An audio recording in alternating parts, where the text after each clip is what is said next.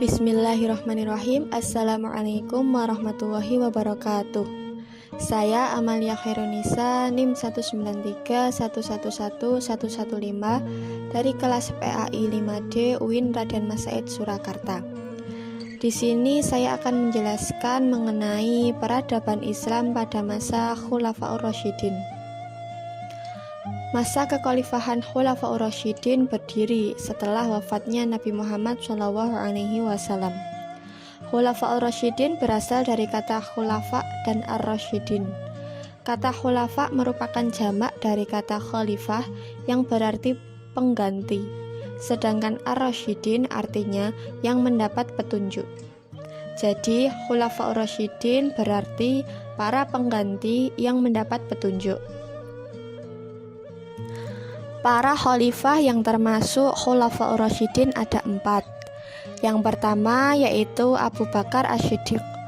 Abu Bakar memiliki nama lengkap Abdullah ibnu Utsman ibnu Amir ibnu Amru ibnu Ka'ab ibnu Sa'ad ibnu Taim ibnu Murrah ibnu Ka'ab ibnu Lu'ay ibnu Ghalib ibnu Quraisy At-Taimi. Sosok yang lebih dikenal dengan nama Abu Bakar As-Siddiq ibnu Abu Quhafah ini dulunya bernama Abdul Ka'bah. Setelah masuk Islam, Rasulullah SAW menggantinya dengan nama Abdullah. Ayah Abu Bakar bernama Utsman ibnu Amir ibnu Amr. Ayah Abu Bakar lebih populer dengan nama Abu Quhafah. Dan ibunya bernama Salma binti Sakhar ibnu Amir, yang lebih dikenal dengan nama Ummul Khair. Abu Bakar lahir di kota Mekah pada tahun 573 Masehi. Abu Bakar termasuk dalam As-Sabiqunal Awwalun atau orang yang pertama memeluk Islam. Yang selanjutnya yaitu gelar Abu Bakar As-Siddiq. Nama Abu Bakar As-Siddiq merupakan gelar yang hanya dimiliki oleh beliau. Abu artinya bapak, Bakar artinya dengan segera, dan As-Siddiq artinya yang sangat membenarkan. Beliau diberi gelar Abu Bakar karena beliau masuk Islam dengan segera setelah mendapat berita akan kenabian Nabi Muhammad SAW. Sedangkan gelar As-Siddiq karena beliau sangat membenarkan atau sangat percaya semua yang berkaitan pengalaman dan semua yang disabdakan dan didakwahkan Nabi Muhammad SAW, misalnya pada saat peristiwa Isra Mi'raj. Selain itu, sebagai pengganti Nabi Muhammad SAW, Abu Bakar juga mendapat gelar Khalifah Ar-Rasul atau pengganti Rasul. Abu Bakar As-Siddiq merupakan sosok yang cerdas, berbudi pekerti luhur, terutama kejujurannya. Selain itu, beliau seorang yang rendah hati, mudah memaafkan, suka bersedekah, teguh pendirian, dan pemberani. Abu Bakar juga terkenal sebagai saudagar yang kaya raya. Yang selanjutnya yaitu kebijakan pemerintahan pada masa Khalifah Abu Bakar As-Siddiq. Abu Bakar As-Siddiq diangkat menjadi khalifah di Saqifah Bani Sa'idah melalui pengangkatan langsung yang dilakukan oleh Umar bin Khattab, yang meminta Abu Bakar untuk mengulurkan tangannya. Pada saat itulah Umar bin Khattab membaiat Abu Bakar yang kemudian diikuti oleh kaum Muhajirin dan Ansor. Adapun kebijakan pemerintahan yang diambil Abu Bakar As-Siddiq adalah sebagai berikut.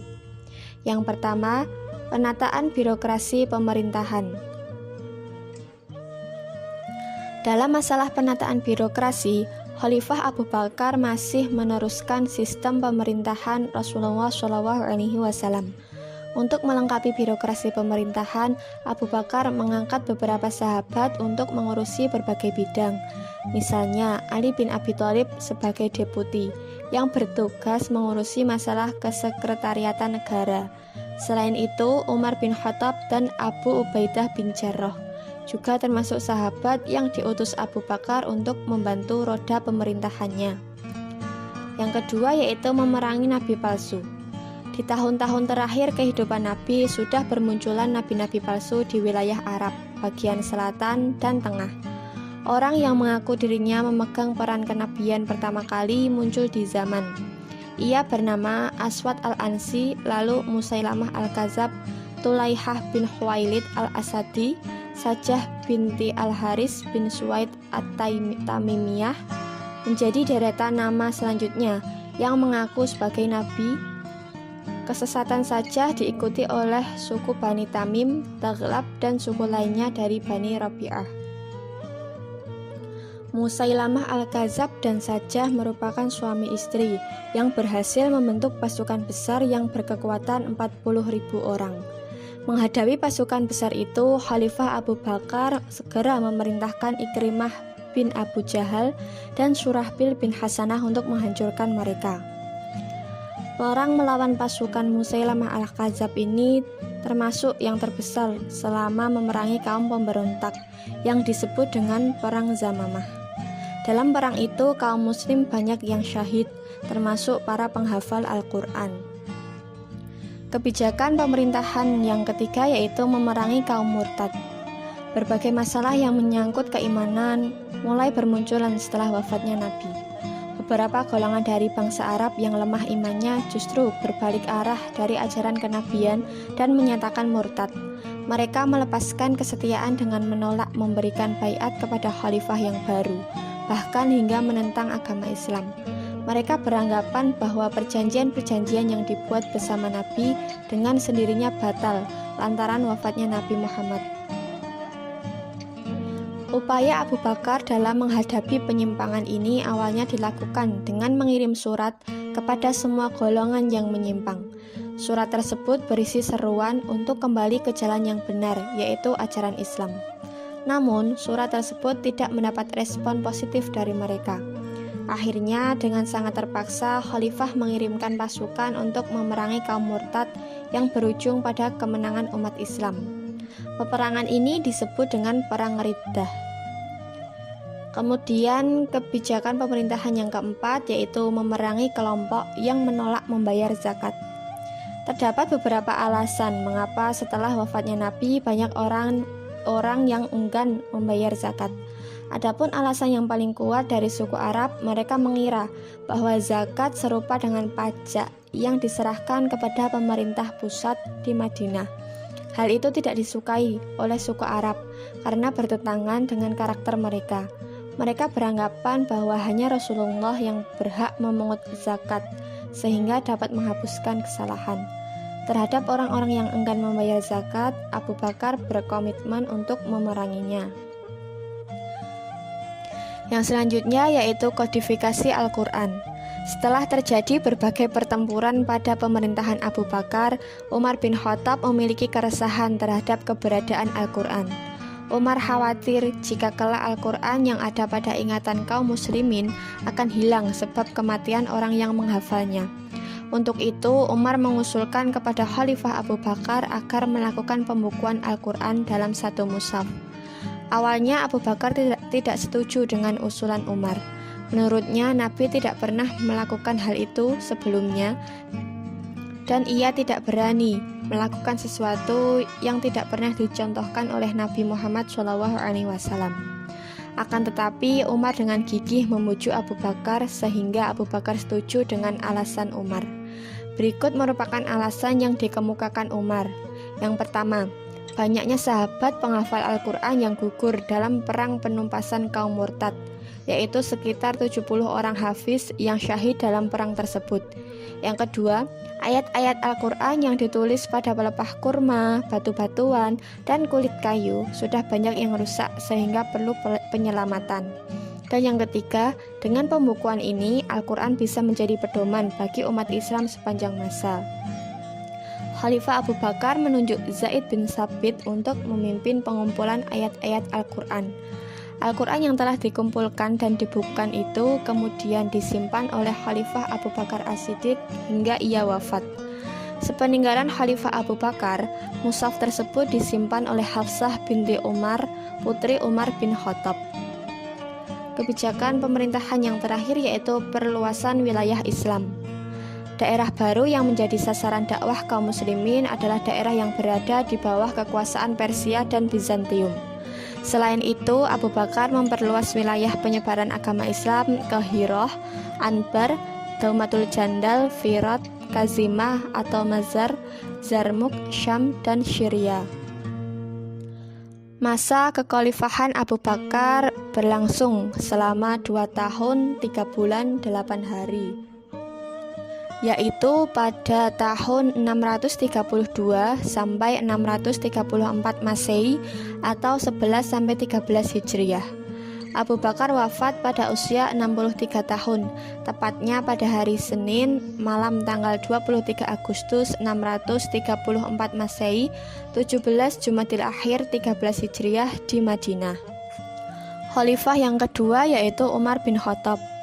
Nama lengkapnya adalah Umar ibnu Al-Khattab ibnu Nufail ibnu Abdul Uzza ibnu Rabah ibnu Qirat ibnu Rozah ibnu Adib ibnu Ka'ab ibnu Ghalib Al-Quraisy Al-Adwi. Beliau lahir pada tahun 582 Masehi. Ayah Umar bin Khattab bernama Nufail ibnu Abdul Uzza dari Bani Adi, dan ibunya bernama Hantamah binti Hisham bin Al-Mughirah. Gelar Umar bin Khattab. Rasulullah SAW memberi nama panggilan kepada Umar bin Khattab yaitu Abu Hafs, yang artinya orang yang tegas dalam pendirian. Umar bin Khattab adalah sosok yang tegas, cerdas, dan berpendirian kuat sehingga mendapat gelar Al-Faruq yang berarti pemisah atau pembeda. Hal ini mengandung maksud bahwa Allah Subhanahu wa Ta'ala menganugerahi padanya suatu sikap yang dapat membedakan antara yang hak dengan yang batil. Umar bin Khattab disebut juga dengan Amirul Mukminin atau pemimpin orang-orang yang beriman. Yang selanjutnya yaitu kebijakan pemerintahan pada masa Khalifah Umar bin Khattab. Umar bin Khattab diangkat menjadi khalifah melalui penunjukan langsung oleh Abu Bakar As-Siddiq. Kebijakan pemerintahannya yang pertama yaitu perluasan wilayah Islam. Meski ketika Khalifah Abu Bakar As-Siddiq telah melakukan perluasan wilayah Islam, tetapi para pakar sejarah menyimpulkan bahwa kejayaan Islam yang sebenarnya adalah pada masa pemerintahan Khalifah Umar bin Khattab. Karena pada saat itu, kekuasaan wilayah Islam teramat spektakuler, sehingga terkenal sebagai masa Futuhat al-Islamiyah. Pada masa Umar bin Khattab, kekuasaan Islam melebar hingga ke Suriah, Persia, dan Mesir. Kebijakan pemerintahan yang kedua yaitu menata administrasi dan keuangan pemerintahan. Penataan administrasi dan keuangan pada masa Umar bin Khattab yaitu dengan membentuk Baitul Mal yang khusus mengurusi keuangan negara. Selain itu, dibentuk juga Dewan Perang yang mengurusi administrasi pertahanan dan keamanan negara. Kemudian, kebijakan pemerintahan yang ketiga menetapkan kalender Hijriah. Umar bin Khattab lebih memilih peristiwa hijrah sebagai permulaan kalender Islam, karena hijrah merupakan awal bagi keberhasilan dakwah Islam dan sekaligus sebagai penanda perbedaan adanya dua periode dakwah Islam, yaitu Mekah dan Madinah. Masa kekhalifahan Umar bin Khattab berlangsung selama 10 tahun, yaitu dari tahun 634 sampai 644 Masehi atau 13 sampai 23 Hijriah. Umar bin Khattab wafat pada usia 63 tahun, yaitu pada tanggal 16 Dzulhijjah tahun 23 Hijriah. Khalifah yang ketiga yaitu Utsman bin Affan. Utsman bin Affan memiliki nama lengkap Utsman bin Affan bin Abu As bin Umayyah. Beliau lahir pada tahun 574 Masehi. Ayahnya bernama Affan bin Abu As bin Umayyah dan ibunya bernama Arwa binti Quraisy. Utsman bin Affan adalah sahabat Rasulullah SAW yang terkenal kekayaannya. Beliau juga baik hati, soleh, dermawan, dan pedagang yang jujur. Nah, selanjutnya yaitu gelar Utsman bin Affan. Utsman bin Affan mendapat gelar Zunnurain wal Hijrataini, yang artinya pemilik dua cahaya dan hijrah 2 kali. Dikatakan pemilik 2 cahaya karena Utsman bin Affan menikahi 2 putri Nabi, yaitu Ruqayyah dan Ummi Kulthum. Sedangkan dikatakan hijrah 2 kali karena beliau hijrah 2 kali, yaitu hijrah ke Habsyi dan ke Madinah. Utsman bin Affan diangkat menjadi khalifah melalui pemilihan dengan cara musyawarah untuk mencapai mufakat oleh anggota dewan yang telah dibentuk oleh Umar bin Khattab. Berikut ini adalah kebijakan pemerintahan pada masa Utsman bin Affan. Yang pertama yaitu kodifikasi mushaf Al-Quran. Setelah Khalifah Abu Bakar Asy-Syiddiq melakukan usaha kodifikasi atau pembukuan Al-Quran dan disimpan oleh salah satu istri Rasulullah yaitu Hafsah binti Umar, putri dari Umar bin Khattab, Khalifah Utsman bin Affan melakukan pembaharuan. Hal itu didasari adanya kekhawatiran Khalifah Utsman bin Affan kemungkinan terjadinya perbedaan metode pengajaran Al-Quran, terutama perbedaan susunan surat-surat dan lafalnya, karena wilayah kekuasaan Islam sudah sangat luas, sehingga di pelosok-pelosok daerah pemukiman kaum muslimin sulit tersentuh.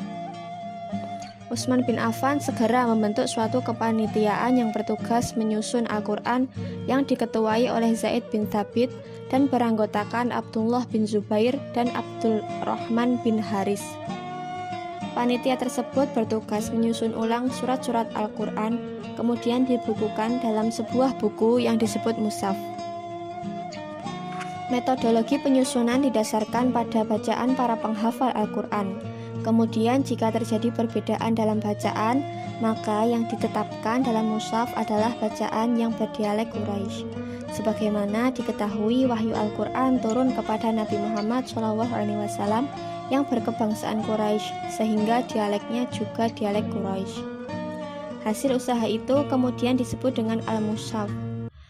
Kumpulan Al-Mushaf itu kemudian disalin dan diperbanyak menjadi 4 buah. Al-Mushaf asli disimpan di Madinah, disebut dengan Mushaf Al-Imam atau Mushaf Utsmani. Sedangkan salinannya dikirim ke Mekah, Syuriah, Basrah, dan Kufah. Kebijakan pemerintahan yang kedua yaitu merenovasi Masjid Nabawi. Pembangunan Masjid Nabawi pernah dilakukan oleh Khalifah Umar bin Khattab.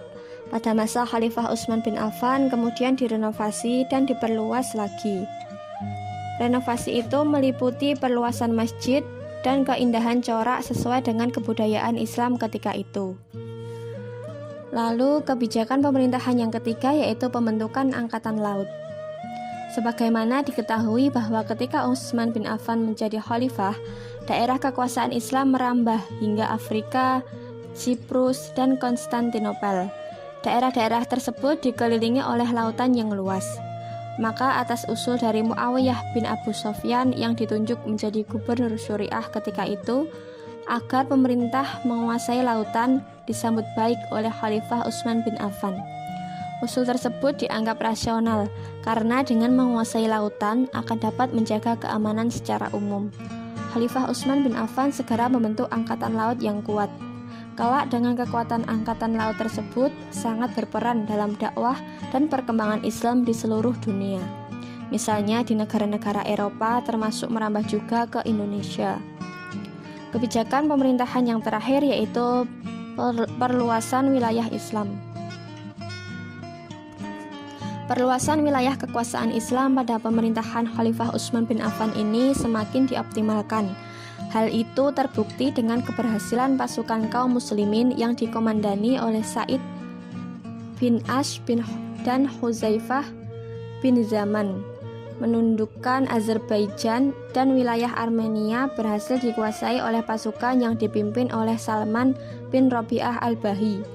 Dengan keberhasilan menundukkan Armenia, maka menjadi angin segar bagi para penduduk karena mereka telah lama menderita dalam cengkeraman pemerintahan Romawi, sehingga mereka sangat berharap atas kedatangan pasukan kaum muslimin dan berada di bawah kekhalifahan Islam. Masa kekhalifahan Utsman bin Affan berlangsung selama 12 tahun, yaitu tahun 644 sampai 656 Masehi atau 24 sampai 36 Hijriah. Utsman bin Affan wafat pada usia 82 tahun, tepatnya pada tanggal 18 Dzulhijjah tahun 36 Hijriah.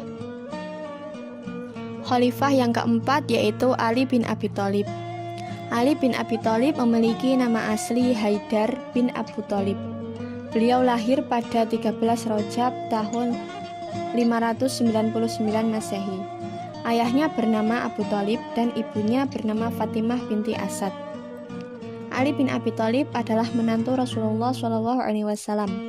Ali menikahi putri Rasul yang bernama Fatimah Az-Zahra. Ali bin Abi Thalib merupakan satu-satunya sahabat yang dididik Rasul sejak masih kecil.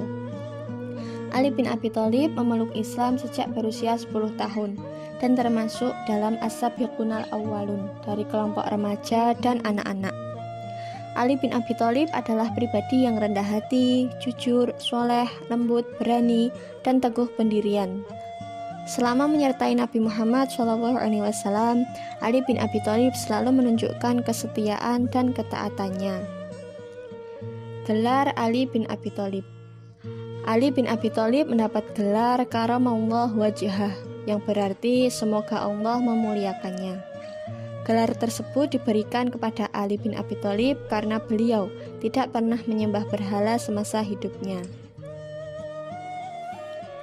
Yang selanjutnya yaitu kebijakan pemerintahan pada masa Ali bin Abi Thalib. Yang pertama yaitu mengganti pejabat yang kurang cakap. Khalifah Ali bin Abi Thalib adalah pencetus pembentukan sebuah pemerintahan yang efektif dan efisien. Salah satu yang beliau lakukan adalah mengganti para pejabat yang kurang menunjukkan prestasi dalam bekerja. Kebanyakan pejabat yang diganti adalah mereka yang berasal dari keluarga Khalifah Utsman bin Affan atau Bani Umayyah yang mungkin masih kecewa dengan keputusan sebagian kaum muslimin yang mengangkat Ali bin Abi Thalib menjadi khalifah. Hal itu semakin mempertajam kebencian kepada Khalifah Ali bin Abi Thalib. Kemudian kebijakan pemerintahan yang kedua yaitu membenahi keuangan negara atau Baitul Mal. Langkah awal pembenahan keuangan negara ini dilakukan oleh Khalifah Ali bin Abi Thalib dengan menyita harta hasil korupsi dari para pejabat, kemudian memecatnya. Harta hasil korupsi itu kemudian dimasukkan di Baitul untuk dikelola secara profesional untuk meningkatkan kesejahteraan rakyat dan taraf hidup masyarakat. Kemudian kebijakan pemerintahan yang ketiga yaitu memajukan bidang ilmu bahasa. Wilayah kekuasaan pada masa kekhalifahan Ali bin Abi Thalib merambah sampai di India.